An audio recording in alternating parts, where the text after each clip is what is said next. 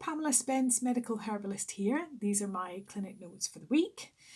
So spring is beginning to spring, and a lot of people have been asking about doing a detox. So what I would say is that I feel a bit like Mel Gibson in Braveheart, where he's kind of holding back the troops, hold, while the days are getting better and you can feel that energy start to rise, and what a relief it is to see the sun on the days that we see it. It really helps. There's also still a lot of cold around, a lot of damp around, and we're not moving into full spring just quite yet. So normally I would wait until the end of the month, which is only sort of, a few days away. So into next week, really. And what I'm starting to do is thinking about what I'm going to do for my detox. So I'm not a fan of big detox programs at all. I'm a fan of small, sustainable steps. And when I do a detox, I would be cutting things out, certain things, the standard ones, like I would be doing less or no caffeine, cutting back on any sugary things that have slipped in there, particularly during lockdown, cutting back on or cutting out alcohol, and thinking about trying to reduce things like wheat as well. I'm going to start kind of gathering the herb teas around that are going to support me through my day. I'm certainly going to put lemons on the shopping list this week because I like to wake up with hot water and lemon. And just slowly plan those things out.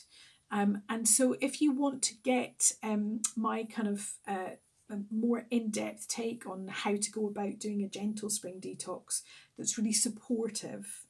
We've all been through a hard time. We don't need to punish ourselves anymore.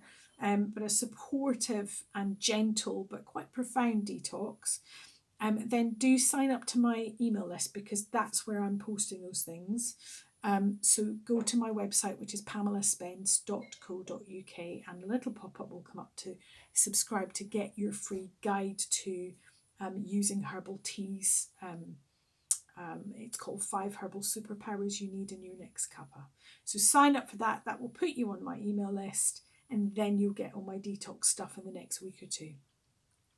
So apart from thinking around detox, but just not doing it just quite yet, the other thing that's come up a lot this week has been on the days I've noticed when it's sunny, people's mood better. On the days when it's not, people's mood really low. And I suppose that sounds, well, it's pretty straightforward, isn't it, really? But since Christmas time, I have noticed a marked low mood across the board, really, even in people who I wouldn't expect to have seen it in before.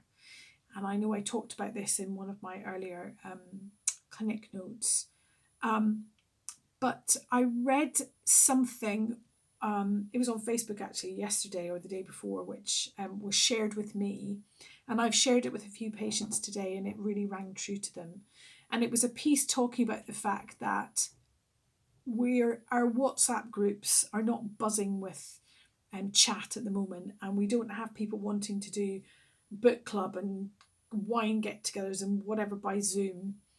It feels like we've gone into a phase where a lot of people have just really withdrawn. I know I've noticed it myself. I'm less likely to be chatting away and engaging in conversation in WhatsApp groups that I might be in, and generally people are quieter. And I feel like when I said this to a few people today, and when it happened, when the person sent this to me and some friends, and we all went, oh, yes, that's that thing that I'm feeling. And I feel like that happened with several people this morning in particular, who sort of said, thank goodness it's not just me. We are all fatigued. We've been through a traumatic time.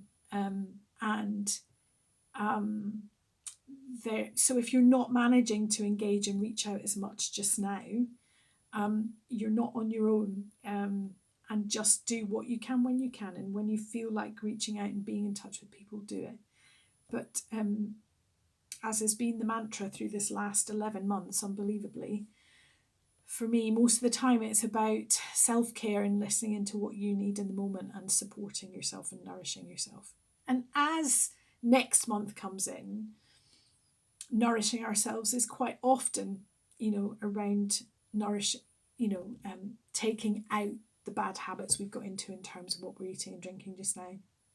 I know I certainly have a few of those.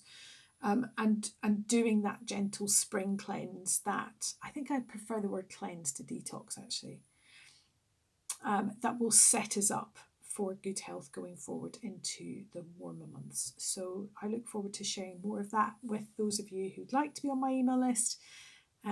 But as always, I hope you're having an okay week where you are, and don't forget to take care of yourself. Bye.